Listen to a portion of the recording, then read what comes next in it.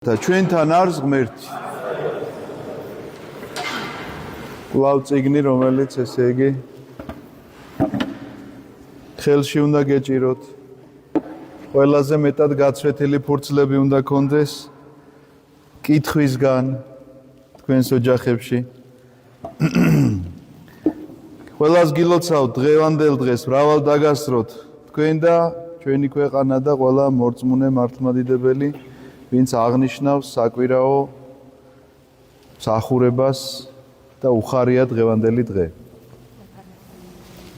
დღევანდელ დღეს დანო და ძმანო წაკითხული იქნა კორინთელთა ეხა ეპისტოლებზე გადავიდეთ, ისევ სახარებიდან ისევ ეპისტოლებს დაუბრუნდეთ. რაღაცა ვთქვით, რომ თითო კვირით ჩავანაცვლოთო, მაგრამ ეპისტოლებზე კარგა ხანი აღარ გვისაუბრია და ამიტომ ასე გადავწყვიტე. თუმცა კი სხვა რამის გამო უფრო გადავწყვიტე, მინდა გითხრათ რა, იმიტომ რომ რაღაც ესე ბოლო დროის მოვლენებთან დაკავშირებით ძალიან ბევრმა მომწერა, რამდენიმე დამირეკა და მკითხა, რომ როგორი არის, თქვათ, პოზიცია ეკლესიისა, თქვათ, იგივე ბიბლიისა, ისეთ შემთხვევებში, როდესაც თქვათ, გლანძღავენ, გვაგინებენ, ავტორიტეტებს შეურაცხყოფენ. ეს ძალიან აქტუალური თემა იყო რაღაცა ბოლო 2-3 კვირის განმავლობაში, როგორც ჩანს, ისე კარგა ხანია უკვე აქტუალურია, მაგრამ რაღაცა ძალიან გამწვავდა ეთყობა და ამასთან დაკავშირებით მისვავდნენ კითხვებს და მე რა თქმა უნდა ეხა სატელეფონო სივრცეში შეუძლებელია ამის შესახებ ლაპარაკი და ორიოდე სიტყვით რა თქმა უნდა ვუხსნიდი, მაგრამ ასეთ ფორმატში ხარ, რასაც დღეს ვაპირებ თქვენთან, წავიკითხო. ალბათ პასუხი იქნება დაინტერესებული, ესე იგი, მსმენელისთვის და მკითხველისთვის, ვისაც ეს აინტერესებს. დღევანდელ დღეს წაკითხული იქნა კორინთელთა მიმართ პირველი ეპისტოლეს მეოთხე თავის, ოღონდ მე-9 მუხლიდან და ქვემოთ და ჩვენ ახლა წავიკითხოთ თავიდან, იმიტომ რომ აი ამ მეოთხე თავში ძალიან მნიშვნელოვან ამბებს ლაპარაკობს პავლე მოციქული. და ეს ეხება ამ ჩვენს შეკითხვასაც. შემთხვევითი ხო არაფერი არ არის. რაღა დღეს იქნა წაკითხული ეს მეოთხე თავი, ხო შეიძლებოდა სხვა დროს ყოფილიყო რაღაც ეს კითხვები დაგროვდა და მე უბრალოდ რომ გადავშალე და ვნახე რომ მეოთხე თავი იკითხებოდა, ამიტომაც გადავწყვიტე დღეს აი ამ ეპისტოლეზე მესაუბრე. პავლე მოციქული, როგორც ჩანს, აგზავნის თავის მოწაფეს, ტიმოთეს, კორინთოში და ატანს აი ამ ეპისტოლეს. და აი ამ ეპისტოლეში შეგონებას აძლევს ადამიანებს, რომ როგორი ქრისტიანები უნდა იყვნენ, მორწმუნე ზოგადად როგორი უნდა იყოს, როგორი პატივისცემით უნდა იყვნენ, თქვათ, მოძღვრების მიმართ, რაღაცა მამობის შესახებ ლაპარაკობს, თქვათ, რომ ეს დღევანდელ წაკითხულ იმაშიც იყო, რომ თქვენთვისო ნამდვილად ვარ, იმიტომ რომ ქრისტეში მეგშვით თქვენო, იმიტომ რომ მაშინდელი საზოგადოებაში იყო გავრცელებული ასეთი აზრი, რომ აღმზრდელი შეიძლება ბევრი ყოფილიყო, აი მაგალითად აღმზრდელად ითვლებოდა ის, ვინც სკოლაში წაგიყვანდა, დაქირავებული იქნებოდა თუ ოჯახის წევრი იქნებოდა, სკოლაში მოყავდი რაღაცას შეიძლება გასწავლი და მანერასაც და ჩვევასაც და მოქცევასაც, მაგრამ ნამდვილი მასწავლებელი ვინც იყო, მას ეძახდნენ ხოლმე მამას. ნამდვილ მამას, იმიტომ რომ ეს მასწავლებელი შობს ახალ ადამიანს, იმიტომ რომ ადამიანი, რომელიც რაღაცას სწავლობს, იქ უკვე ახალი ადამიანი იშვება. შესაბამისად, აქედან გამომდინარე პავლე ამის შესახებ საუბრობს, მაგრამ ეხლა იწყებს მეოთხე თავს ასე და დაუბრუნდეთ ამ ჩვენს სათქმელს. ამრიგად ადამიანებმა ჩვენ ქრისტეს მსახურებად და ღმერთის საიდუმლოთა მნეებად უნდა მიგვიჩნიონ, ვინ ჩვენზე ვიზია ლაპარაკი, აქ თავის გულისხმობს და სამოციქულო მსახურებას გულისხმობს, თუმცა კი ქრისტიანობაზე რომ განვავრცოთ ეს, ამითი არაფერი არ შევდება, ამიტომ რომ თითოეული ქრისტიანი სამოციქულო მსახურებისთვის არის მოწოდებული. მე გეტყვით ცოტა ქვემოთ რატომაც. ესე იგი, ადამიანებმა ჩვენ ქრისტეს მსახურებად და ღმერთის საიდუმლოთა მნეებად უნდა მიგვიჩნიოს. მნე ხო იცით რაც არის? სახლის გამგებელი, მოურავი, ძველი მითი შეიძლება ასე ითქვას. აი, ვისაც ჩააბარებ შენს, აი მაგალითად სადღაცას გაქვს მეურნეობა, ან რაღაცა წარმოება და ადამიანს, რომელსაც ენდობი, რომელსაც ჩააბარებ, რომ გაუძღვება პატიოსნად აი ამ საქმეს, ამ თანამდებობას ქვია მნე. ხოლო მნეს კი უპირველეს ყოვლისა მოეთხოვება, რომ საიმედო იყოს, რომ მართალია ხა თუ საიმედო არ არის, როგორ მიანდობ შენ საქმეს. ხოლო ჩემთვის მნიშვნელობა არ აქვს, როგორ განმსჯით თქვენ მე. ან თუნდაც ადამიანთა სამსჯავრო. მე თვითონაც კი არ განმსჯი ჩემს თავს. რადგან თუმცა არაფერი ვიცი ჩემს საწინააღმდეგოდ, მაგრამ ამით მაინც არ ვმართლდები. ჩემი განმსჯელი უფალია, ამიტომ ნუ განსჯით დროზე ადრე, ვიდრე მოვიდოდეს უფალი. რომელიც გაანათებს ბნელში დაფარულს და გამოაჩენს გულის ზრახვებს და მაშინ მიიღებს თითოეული შესაფერის ქებას ღმერთისგან. რის შესახებ საუბრობს პავლე მოციქული? მნეების შესახებ ლაპარაკობს, რომ აი ამ მნეობაში ძალიან ხშირად ადამიანი ურევს მოვალეობების გადანაწილებას და რა იგულისხმება, იცით რომ მე რომ დაგნიშნებ, თქვათ მაქვს რაღაცა მეურნეობა მაქვს თქვა და ამ მეურნეობის უფროსად დაგნიშნე და მე წამოვედი ახლა აქ ვზივარ დედაქალაქში, ოღონდ ყველაფერი ჩემია იქ. თქვათ მე ვენახე გავხდი და ვენახი ჩემია, მე შევიძინე, ჩემი დარგულია, ჩემი მოყვანილია და შენ ჩაგაბარე ახლა რომ უნდა მოუარო. ეს იმას ნიშნავს, რომ შენ ჩაგაბარეს მოვლისთვის და არა იმისთვის, რომ მე პატრონე ხარ ამ ყველაფრისა. მე პატრონი არ ხარ, გადაწყვეტილების უფლებები არ გაქვს. არ უნდა მიითვისო შენ ჩემი უფლებები, იმიტომ რომ ჩემი უფლება რჩება, ჩემ მიუხედავად იმისა, რომ იქ არ ვიმყოფები, მაინც ჩემი უფლება აქვს, თქვათ იქ რომ შენ ეს ვენახი აჩეხო, ეხლა და აქ თქვა რომ იცით რა, საზამთროს უკეთესი შემოსავალი აქვს და უფრო მეტი ფული შეუნა შეიძლება და ესეთი გადაწყვეტილება მიიღო და ვენახის ნაცვლად მოიყვანო რაიმე სხვა ხილი, მიუხედავად იმისა, რომ შეიძლება ბევრად უფრო დიდი მოგება იყოს ფინანსური, მსგავსი გადაწყვეტილების მიღების უფლება შენ ხომ არ გაქვს. ხომ მართალია, ეს თუ ჩვეულებრივ საყოფაცხოვრებო, ესე იგი, ყოფაში 100-ა და 100 არის გამოხატული და ეს არც კი განიხილება, რომ ეს ამბავი 100-ა. ეხლა თქვენ წარმოიდგინეთ სულიერ ვითარებაში როგორ არის, რომ ჩვენ თუ მნეებად ვართ დანიშნულნი, ანუ იმ სახლის გამგებლად, რომელსაც ქრისტიანული თემი ქვია, რა უფლება გაქვს შენ მიიღო რაიმე გადაწყვეტილება ღმერთის გარეშე? რა უფლება გაქვს შენ მიითვისო საღვთო ფუნქციები და ვიღაცა ჯოჯოხეთში გაუშვა და ვიღაცა სამოთხეში? როგორ შეიძლება ადამიანი ამბობდეს ამას და უშვებდეს ადამიანს ან ჯოჯოხეთში და ან სამოთხეში? ამიტომაც პავლე მოციქულს მაგალითი ვიღაცა სხვაზე კი არ მოყავს, საკუთარ თავზე მოყავს და ამბობს, ამიტომ მე თუ ვარ საიმედო და პატიოსანი მნე, ღმერთისგან დანიშნული და აღვასრულებ მის საიდუმლოებებს. საერთოდ არ მაინტერესებს როგორ აფასებთ თქვენ ამას. განა იმიტომ არ აინტერესებს, რომ გულშემატკივრობა არ აქვს და ადამიანისა არ აინტერესებს, როგორ განსჯით თქვენ ამ მდგომარეობას მისას, ვიღაცას სწამს, ვიღაცას მოსწონს, ვიღაცას არ მოსწონს. უფრო მეტსაც გეტყვითო, პავლე მოციქული ამბობს. საკუთარ თავს მე თვითონ არც განსჯი, მიუხედავად იმისა, რომ არაფერი ვიცი ჩემს საწინააღმდეგო.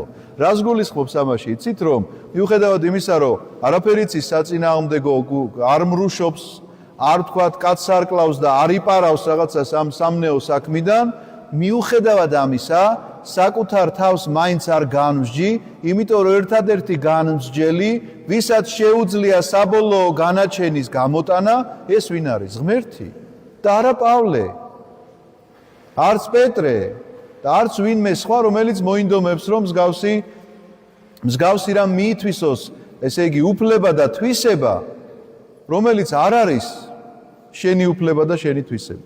ამიტომაც ამ ტექსტში ნუ განსჯით დროზე ადრე, როდესაც ლაპარაკობს. დროზე ადრე განსჯა რას ნიშნავს, იცით? სანამ არ მოვა განსჯელი, ანუ მეორედ მოსვლა სანამ არ იქნება და რატომ ამბობს ამის შესახებ? იმიტომ რომ შენ შეიძლება ნახე ადამიანი ძალიან მძიმე ცოდვაში, მაგრამ აღარ გინახავს მისი სინანული და შენ თუ კი იწყებ მის განსჯას, სჯულის მიხედვით იცით როგორ არის? მაგალითად შენ ადამიანზე ამბობ, რომ ის არის მრუში. და აღმოჩნდა, რომ შენ ცდებოდი, ვერ დაამტკიცე, მაშინ შენ უნდა დაგედოს ის სასჯელი, რომელი ბრალდებითაც შენ წარდექი ამ ადამიანის წინაშე. ახლა მე თქვენ გეუბნებით, ადამიანი, რომელსაც ჰქონდა სინანული, ჩვენ გვწამს და გვჯერა, რომ ღვთის წინაშე გამართლდება ყველა ადამიანი, ვისაც აქვს სინანული. გამართლება რას ნიშნავს, იცით? რომ არ ჩაუდენია მას ეს. განამართლა არ ჩაიდინა. ჩაიდინა, მაგრამ ღმერთმა გაამართლა ნიშნავს, რომ არ ჩაუდენია. და შენ მაინც რომ დაჩემებული გაქვს, იმიტომ რომ ნახე, თუნდაც ფაქტის წინაშე დადექი, რომ ვიღაც ადამიანი მრუშობდა. პირობითად ვამბობ. ან კაცი მოკლა ვიღაც ადამიანი. და ეხლა ხელის გაშვერით ამბობ, რომ ეს არის მკვლელი. და ბოლომდე აი ამ იმას, რა ქვია, აზრზე რჩები და აღარ იცი რომ იქნება მოინანია ამ ადამიანმა და ეს მკვლელობა აღარ არსებობს. იმიტომ რომ წაიშალა, წარიხოცა, გამართლება სიტყვა სხვა რამე, აი ნახეთ ჩვეულებრივი სასამართლო პროცესი როცა არის, სამოქალაქო სასამართლო პროცესი მაგალითად. გამართლება ნიშნავს იმას, რომ არ მომხდარა დანაშაული. განა ის რომ შენ რაღაცა შეღავათი გაგიწიეს და კი ვიცით რომ დამნაშავე ხარ, მაგრამ გვიპატიებია კი არა. არ მომხდარა დანაშაული გეუბნება მოსამართლე და ამიტომ თავისუფალი ხარ ყოველივე ამისგან. ღვთის წინაშე გამართლება სწორედ ამას ნიშნავს. განა იმას რომ ჩვენ ცოდვები არ ჩაგვიდენია არაფერი და ამიტომ გავმართლდებით. გამართლდები, იმიტომ რომ ღმერთი გეუბნება რომ წავშალე მე შენი ცოდვები. აღარ არსებობს შენი ცოდვები. თუ კი ქონდა სათანადო სინანული. ამიტომაც დროზე ადრე ნუ განსჯით, როდესაც პავლე მოციქული ამას წერს, ვიდრე მოვიდოდეს უფალი, რომელიც გაანათებს ბნელში დაფარულს, რაც ნიშნავს იმას, რომ რაც ბნელში იყო და შენ ვერ დაინახე, იმის შესახებ ლაპარაკობს. და ამას რომ გაანათებს უფალი, შენ აღმოჩნდები ადამიანი, ბრალდებელი, ვიღაცა სხვისა, რომელსაც თურმე არ ჩაუდენია ეს. ეხლა იგივე ჯულის მიხედვით, რომელიც ჯულითაც შენ ამ ადამიანისკენ თიციშვერდი, მოგეკითხება თუ არა შენ, იმიტომ რომ ჯულში ასე წერია, რა ბრალდებაც წაუყენე, თუ არ დამტკიცდა ეს ბრალდება, მაშინ შენ უნდა აგო პასუხო იგივე ბრალდებით. ამბობდი მის შესახებ, რომ მრუშია თუ მკვლელია თუ რა მნიშვნელობა აქვს, მგმობელია. აი ეს თემა იყო მოკლედ რაღაც ამ ბოლო დროს გავრცელებული, რომ აი თქვა მგმობელია და ჩვენ როგორ უნდა მოვიქცეთ ამ შემთხვევაში. მგმობელია და აი უნდა უპასუხოთ თუ არა და გამოვიდეთ თუ არა, გავლახოთ თუ რაღაცა ორგანიზაცია შევქმნათ, რომელიც მე ამ დაარბევს რაღაცა მსგავს მოქმედებს, მსგავს გამოთქმებს და მსგავს ესე იგი მოქმედებებს საზოგადოებაში. არა, შენი მოვალეობა ეს არ არის. შენ გეშლება რომ შენ ამისთვის არ დაუდგენი ხარ ღმერთს. შენ კეთილი მნე უნდა იყო, საიმედო მნე უნდა იყო და აღასრულებდე შენ საქმიანობას და არ უნდა ითვისებდე საღვთო ფუნქციებს. გამოაჩენს გულის ზრახვებს. რას ნიშნავს გულის ზრახვები? იმიტომ რომ ერთია შენ ხედავ გარეგნულ მოქმედებას, თუნდაც მკვლელობას, მაგრამ არ იცი რა იყო ამისი რეალური მიზეზი, რა იყო ამისი რეალური ზრახვა. ამის მაგალითად შემიძლიათ ასეთი რამ დაგისახელოთ. მაცხოვარი ჯვარზე გაკრული ამბობს, რომ მიუტევ თავის ჯალათებზე ამბობს. მიუტევე უფალო არ იციან რა საკეთებენ. ხო მართალია, ხო ასე ამბობს. სინამდვილეს ამბობს, იმიტომ რომ არ იციან ამ ადამიანებმა რა საკეთებენ და გულის ზრახვა გამჟღავნდა ნამდვილი რომ აკეთებენ ამას უბრალოდ ესე უაზროთ, იმიტომ რომ სულ არ ფიქრობენ ეხა ის რომაელი ჯარისკაცები რაღაცა განღმრთობილი მესიის ჯვარცმის შესახებ. აი ებრაელებმა რაღაცა იციან, რომაელებმა არ იციან. ამიტომაც ამბობს სიმართლეს რომ არ იციან რა საკეთებენ. უფრო მეტიც ბიბლიიდან მაგალითი შეგვიძლია მოვიტანოთ. ჩვენ ხომ ყველამ კარგად ვიცით იაკობის შვილების 12 შვილის ისტორია, რომ 11-მა ძმამ, უпростоრად 10-მა, იმიტომ რომ მე 11 პატარა იყო და ვერ მიიღებდა ამაში მონაწილეობას, გადაწყვიტა გაეყიდათ თავისი ერთ-ერთი ძმა იოსები. ხო იცით ეს ისტორია და ეგვიპტეში რო გაყიდეს მონად. თქვენ დაკვირვებით წაიკითხეთ ბიბლია, რომ ძმებმა გაყიდეს თუ არა. არ გაუყიდიათ ძმებს. აი თუ დაკვირვებით წაიკითხავთ ამ ისტორიას, აღმოაჩენთ რომ სინამდვილეში ძმებს არ გაუყიდიათ იოსები, მაგრამ აბსოლუტურად ყველგან წერია რომ იოსებ და ვიცით ასე რომ იოსები გაყიდეს ძმებმა, ძმებმა გაყიდეს იოსები. რატომ წერია ასე? იმიტომ რომ ზრახვა მათი ეს იყო, მოკიდეს იოსებს ხელი, დაიჭირეს, დააპატიმრეს, ჩააგდეს ჭაში და უნდოდათ მისი გაყიდვა. უბრალოდ ვერ მოახერხეს, იმიტომ რომ ვიღაცამ შემთხვევით გამოიარა ამ ჭასთან, ვაჭართა რაღაცა გარკვეულმა ჯგუფმა, ამოიყვანეს იოსები იქედან და მიყიდეს სხვა ვაჭართა ჯგუფს ეგვიპტეში მიმავალს. ასე წერია პირდაპირ ბიბლიაში, ანუ ძმებმა გაყიდვა ვერ მოახერხეს, მაგრამ ვამბობთ, რომ ძმების გაყიდულია იოსები. რატომ? იმიტომ რომ ზრახვა მათი ასეთი იყო. იგივე პავლე მოციქული ავტორი ვინც არის ახლა ამ ეპისტოლესი, ნახოთ რა მდგომარეობაშია. სტეფანე პირველი წოდებული რომ ჩაქოლეს, იქ დგას და იწონებს ამ ამბავს, დაასდევს ქრისტიანებს და დაათრევს თმებით და საპატიმროში მიათრევს და დამასკოშიც ამიტომ მიდის, რომ იქაც სისხლი უნდა დაღვაროს აი ამ წვალებლებისა, მაგრამ ღმერთი ეცხადება და მას მოციქულობაში მოუწოდებს და დაემორჩილება ღმერთისა. რატომ? იმიტომ რომ გულის ზრახვა აბსოლუტურად სხვა იყო. გულის ზრახვა მისი იყო კეთილი, ეგონა რომ კარგ საქმეს აკეთებდა. სიკეთეს და რაღაცა ბედნიერებას ემსახურებოდა, ასეთი იყო მისი განზრახვა. ამიტომაც ეს მისი განზრახვა ღმერთმა ასე რომ დაინახა, რასაც ხედავს ღმერთი ჩვენგან განსხვავებით, სხვანაირად წარმოჩნდა ამის შემდგომ პავლე, ისევე როგორც ვთქვათ იმ იოსების ძმების შესახებ როგორც გითხარით, რომ კი არ გაუყიდიათ რეალურ ისტორიაში არ გაუყიდიათ, მაგრამ ეს განზრახვა ჰქონდათ, ამიტომ ისინი ასე შეფასდნენ როგორც ძმის გამყიდველები. და როდესაც ამბობს, რომ გაანათებს ბნელში დაფარულს და გამოაჩენს გულის ზრახვებს, მაშინ მიიღებს თითოეული შესაფერ ქებას ღმერთისგან, ეს სწორედ ამას ნიშნავს, ჩემო ძმებო, რომ ჩვენ ვაფასებთ მხოლოდ გარეგნულ მოქმედებას, ნამდვილი და ჭეშმარიტი ზრახვა გულისა არ ვიცით. არ ვიცით რა ხდება ადამიანში, არ ვიცით რის გამო მოიმოქმედა მან ესა თუ ის საქციელი და შესაბამისად იარლიყის რაღაცა მიცემა მისთვის, რომ ეს მკვლელია და ეს მრუშია და ეს მგმობელია და ეს მოღალატეა და ასე შემდგომ, ეს არის ჩვენი ნაადრევი გადაწყვეტილება, რის შესახებაც პავლე წერს, რომ დროზე ადრე განსჯით, იმიტომ რომ როდესაც მოვა განმსჯელი, ის დაარქმევს ამას ყველაფერს სახელს და შენ შეიძლება ძალიან დიდი სირცხვილის წინაშე აღმოჩნდე ადამიანი, რომელიც ესე იგი ლაპარაკობდი მთელი ცხოვრება, ამტკიცებდი ვიღაცაზე რაღაცას და აღმოჩნდა, რომ ეს ამბავი საერთოდ არ ყოფილა ასე. თურმე აბსოლუტურად სხვა გულის ზრახვა იყო, შეიძლება ეს იყოს ერთი ვარიანტი. თურმე ისე მოინანია, რომ ღმერთმა ისე წაშალა მისი ცოდვები, რომ აღარ არსებობს ეს ცოდვა, შენ მაინც ამაზე ლაპარაკობდი მთელი ცხოვრება.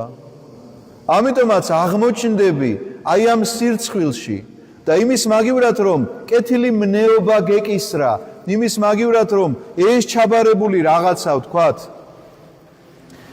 ქრისტიანულ თემის წევრობა, თუ არა მარტო წევრობა, უფრო მეტიც შეიძლება, რომ წინამძღვრობა შენთვის აღმოჩნდეს არა პატივი, არამედ სასჯელი და დაისაჯო ამის გამო, იმიტომ რომ გამოგქონდა განაჩენი ადამიანებისთვის, იმიტომ რომ ამ იარლიყის მიწებება ადამიანზე განაჩენის გამოტანაა, სხვა მეტი კი არაფერი არ არის. კაცზე რო ამბობ, რომ ის მკვლელია, ეს განაჩენია უკვე, იმიტომ რომ მკვლელის განაჩენი ვიცით ჩვენ, სადაც მიდიან მკვლელები და რაც ემართებათ. ამიტომაც ძალიან დიდი სიფრთხილე, ძალიან დიდი მოზომილობა ამ ყოველივეში საჭირო ჩემო ძვირფასებო და ეს დაიმახსოვრეთ. ძალიან არ გადავაჭარბო დროს უყურებ ხოლმე. ეს ყველაფერი ძმებო თქვი მე ჩემს თავზე და აპოლოსზე თქვენთვის, აპოლოსი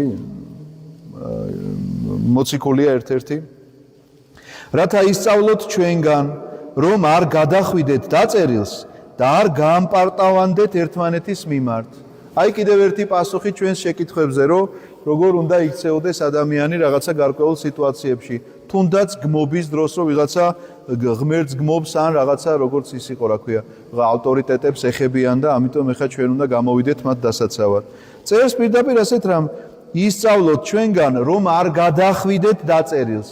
მაშინდელ პერიოდში დაწერილს ეძახდნენ, ანუ წერილს ეძახდნენ მხოლოდ ერთადერთ წიგნს. ეს იყო ძველი აღთქმა, დღევანდელი სათქმელია ეს ძველი აღთქმა, თორემ მაშინ ასე არ ერქვა. ეს იყო ხუთწიგნეული მოსესი, სადაც ჯული იყო გაცხადებული და ეს იყო საწინასწარმეტყველო წიგნები, რომელიც წმინდა წიგნებად მიაჩნდათ. ამიტომ ამ წერილიდან ამოდიოდნენ ეს ადამიანები და ამბობს პირდაპირ პავლე ამას, რომ არ გადახვიდეთ აი ამ წერილს, რომ არ გაამპარტავანდეთ ერთმანეთის მიმართ. დღეს სწორედ ეს მდგომარეობაა, სხვა მეტი კი არაფერი არ არის. ის შეფასებები, რაც მოდის, არ არის ეს წმინდა წერილიდან ამოსული. იქ თქვა წერილში სხვანაირად წერია, მაგრამ რომ არ კითხულობს ამას ადამიანი. და უნდა გითხრათ ერთი ასეთი სიტყვა რა, რომ ერთ-ერთი წმინდა მამა ამბობს, რომ ვინც წმინდა წერილს არ კითხულობს, ის არ იცნობს იესო ქრისტეს. იესო ქრისტეს არ ცნობა, ჩათვალეთ, რომ საძირკველი არ გააჩნია ადამიანს, იმიტომ რომ ეს არის კლდე, რომელზედაც უნდა დაეშენოს ეკლესია და სარწმუნოება, სარწმუნოების საფუძველი სწორედ ეს არის. არ იცნობს ის იესო ქრისტეს. იესო ქრისტეს, როდესაც არ იცნობს, მას უკვე თავისი იესო ქრისტე ყავს. რას ნიშნავს ეს, იცი? ნებისმიერ მოქმედებას გაამართლებს და იტყვის, რომ აბა ეს ეხლა როგორ გმობას ვისმენდი და არ უნდა ჩამეფარებია მისთვის სახეში? ასე იტყვის, მაგრამ წერილში რო ასე არ წერია. ქრისტე რო ასე არ ლაპარაკობს. მოციქულები რომ ასე არ იქცეოდნენ.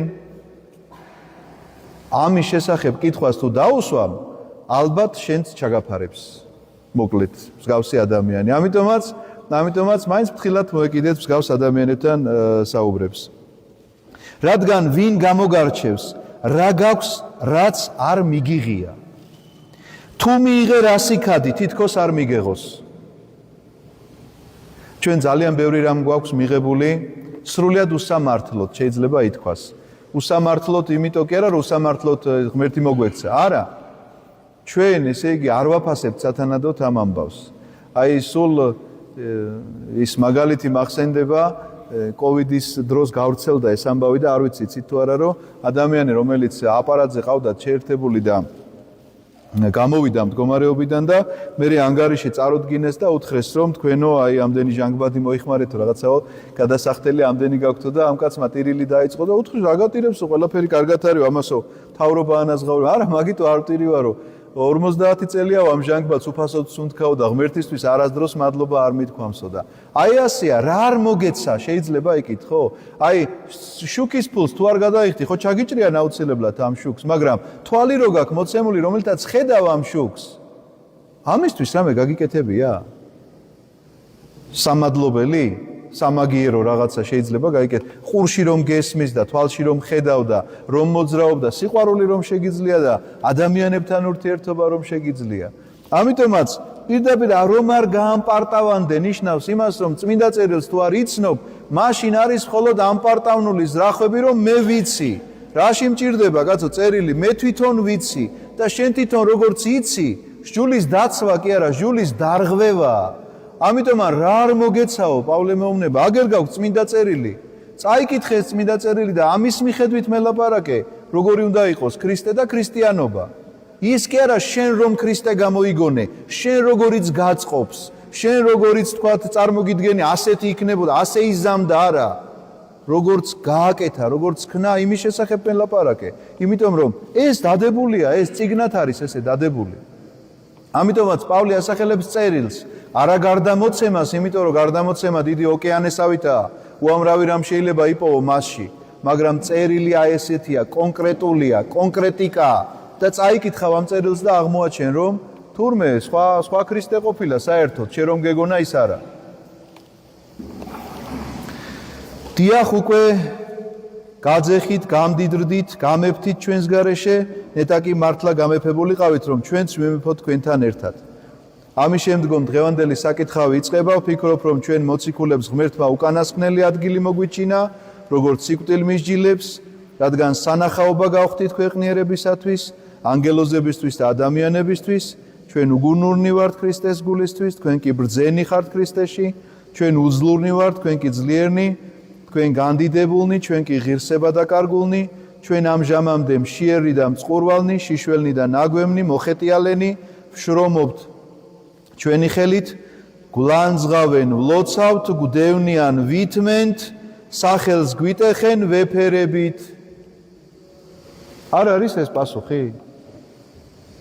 არ არის ეს პასუხი, ვკითხულობ, რატომ უკანასკნელიო, რატო წერს, უკანასკნელი გამოგვირჩიაო? იმიტომ რომ განსჯა დაიწყება, იცით რითი? იმით კი არა, ვიღაცა სადღაცას გლეხი რომ მუშაობდა ყანაში, იმას კი არ მოსთხოვს ღმერთი დოში. ღმერთი პირდაპირ დაიწყებს სამოციქულო განკითხვით, იმიტომ რომ ამ მნეთ მე ვიყავი დანიშნული. ეს მნეობა მომემანდო ღმერთმა და ამიტომ ანგელოსთა წინაშეც, კაცთა წინაშეც პირდაპირ გამოსაჩენ ადგილას ვარ. და რატო წერს ამას, რასაც წერს, ეხლა ძალიან გამიგრძელდა სიტყვა და ამიტომ ვცდილობ ძალიან მოკლედ გითხრათ. შრომობთ ჩვენი ხელით, გლანძღავენ, ლოცავთ, გვდევნიან, ვითმენ, სახელს გვიტეხენ ვეფერებით. იმიტომ რომ ქრისტეს მოწაფეები არიან და ქრისტეს იცნობენ. ამიტომაც ნებისმიერი შეკითხვა, მსგავსი, რომელიც გაჩნდება, რა თანამედროვე გამოწვევაც არ უნდა არსებობდეს სამყაროში. ყველაფერზე პასუხი არსებობს აი ამ წიგნში. ხოლო წაკითხვა სჭირდება მას.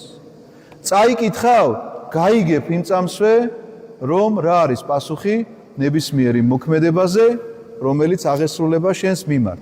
პირიქითა, თუ გაქებენ და ყველას მოსწონხარ და ამ სოფელს შეუყვარდი და მისიენით ლაპარაკობ, ამისი უნდა გეშინოდეს სწორედ, თორე თუ გაგლანძღავენ და ღმერთის გმობასაც მოისმენ ვიღაცის პირისგან, ეს იმას ნიშნავს, რომ ეს სოფელი, როგორც ებრძოდა ქრისტეს, კვლავ აგრძელებს მასთან ბრძოლას, მაგრამ შენ რომელ მხარეს დადგები ადამიანო, რომელ მხარეს აირჩევ, ეს არის შენი გადასაწყვეტი და ამ ყოველივეს ცოდნა სჭირდება და ამისი საფუძველი ამ ცოდნისა გახლავთ აი ეს, რომელიც ყველაზე მეტად გაცვეთილი უნდა იყოს თქვენს ოჯახებში.